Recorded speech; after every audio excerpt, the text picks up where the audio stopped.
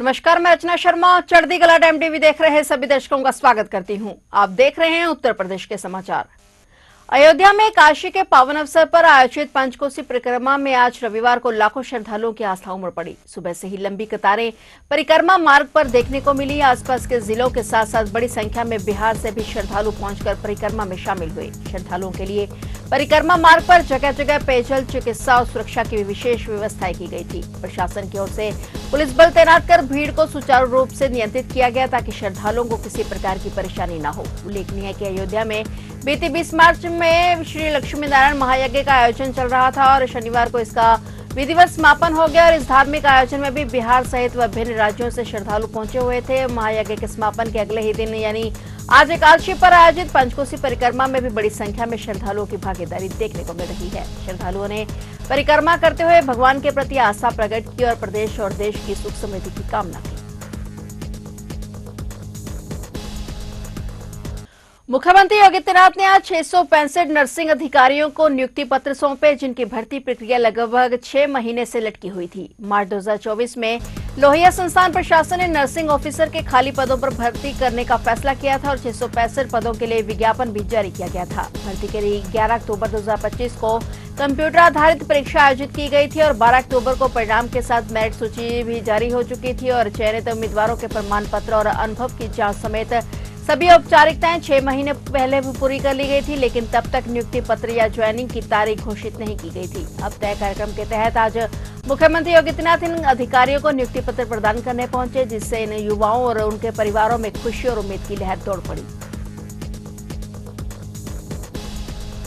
निर्वाचन आयोग द्वारा उत्तर प्रदेश में कराए गए एसआईआर के तहत मतदाता सूची के सत्यापन की प्रक्रिया पूरी हो गई है और अंतिम मतदाता सूची का प्रकाशन 10 अप्रैल को किया जाएगा। राज्य के मुख्य निर्वाचन अधिकारी नवदीप रिंगवा ने बताया कि दस्तावेजों के सत्यापन और सुनवाई की प्रक्रिया पूरी होने के बाद अंतिम सूची को अंतिम रूप दिया जा चुका है। अंतिम मतदाता सूची में 13 करोड़ 25 लाख से अधिक मतदाताओं के नाम शामिल होने की संभावना है, जो पहले की तुलना में करीब 20 लाख नहीं बल्कि लगभग 2 करोड़ कम होंगे। एसआईआर शुरू होने से पहले प्रदेश में करीब 15 करोड़ 2 लाख मतदाता पंजीकृत थे। मुख्य निर्वाचन अधिकारी ने बताया कि एसआईआर के दौरान जिन 3 करोड़ 26 लाख मतदाताओं को नोटिस जारी किए गए थे, उनकी सुनवाई पूरी कर ली गई है। निर्वाचन कार्यालय के अनुसार जारी किए गए 100% नोटिसों पर सुनवाई पूरी हो चुकी है। सभी तथ्यों को देखते हुए अंतिम मतदाता सूची में कुल नामों की संख्या 13 करोड़ 25 लाख से अधिक रहने की संभावना है।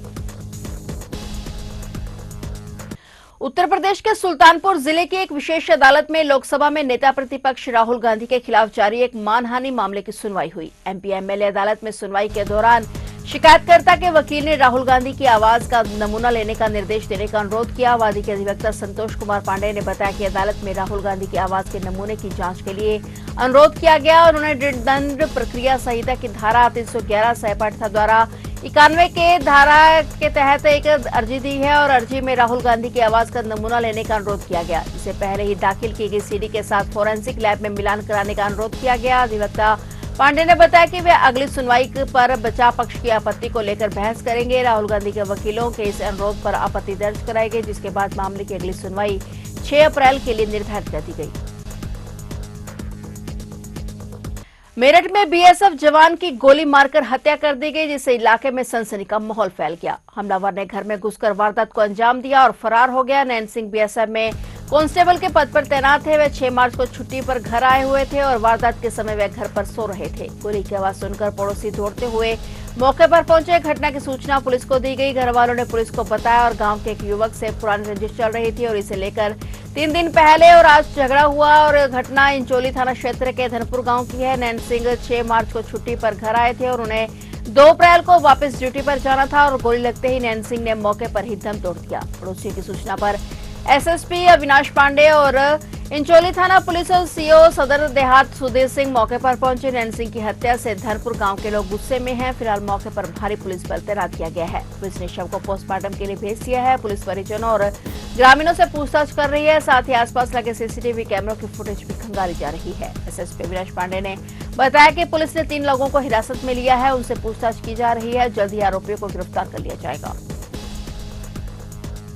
ग्राम धनपुर थाना अंचौली से यह सूचना प्राप्त हुई कि एक व्यक्ति की मृत्यु संदिग्ध परिस्थितियों में हो गई। जिस सूचना पर तत्काल थाना पुलिस मौके पर पहुंची है। मृतक की शिनाख्त नैन सिंह के रूप में हुई है, जो कि बीएसएफ का कर्मी अवकाश लेकर अपने घर आया हुआ था।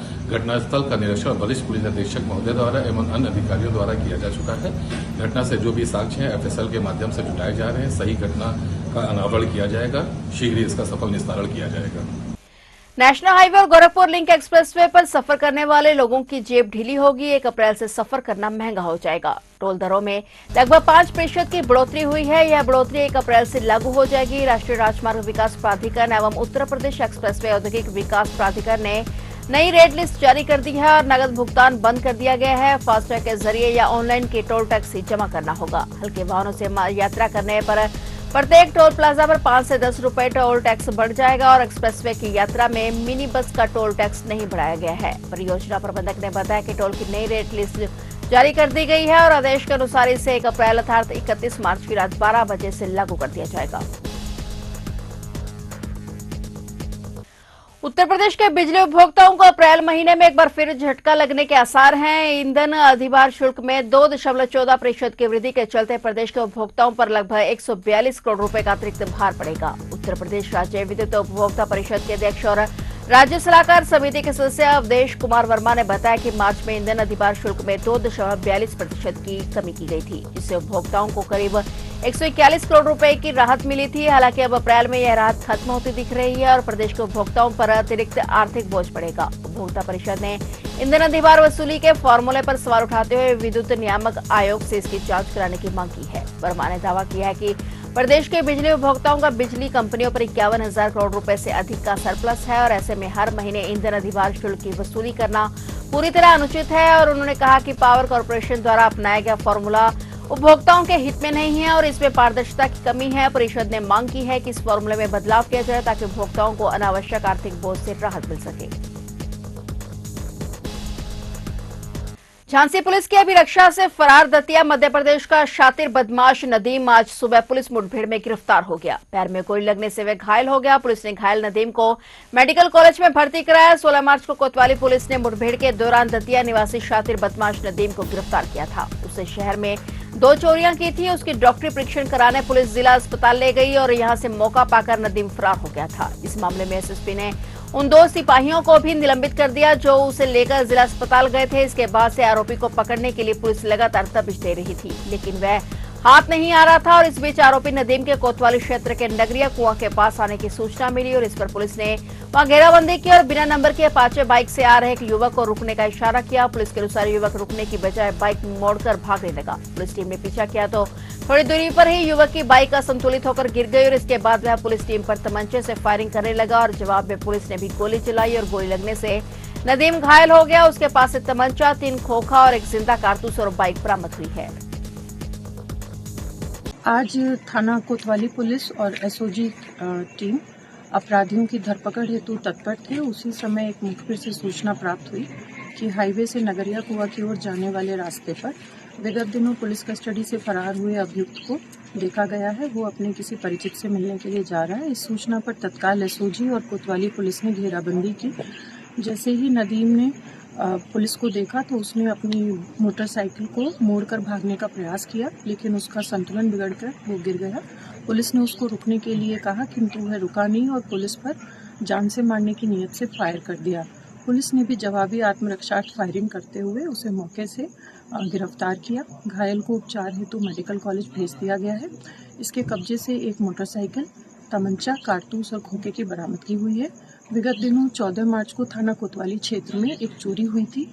उसी चोरी की घटना के बाद इसको गिरफ्तार किया गया था और इसके कब्जे से चोरी गए माल की 100% बरामदगी भी हुई थी। उसी प्रकरण में गिरफ्तारी के बाद 16 तारीख को मेडिकल के दौरान ये पुलिस कस्टडी से फरार हुआ था, जिसे आज पुलिस मुठभेड़ में गिरफ्तार किया गया है।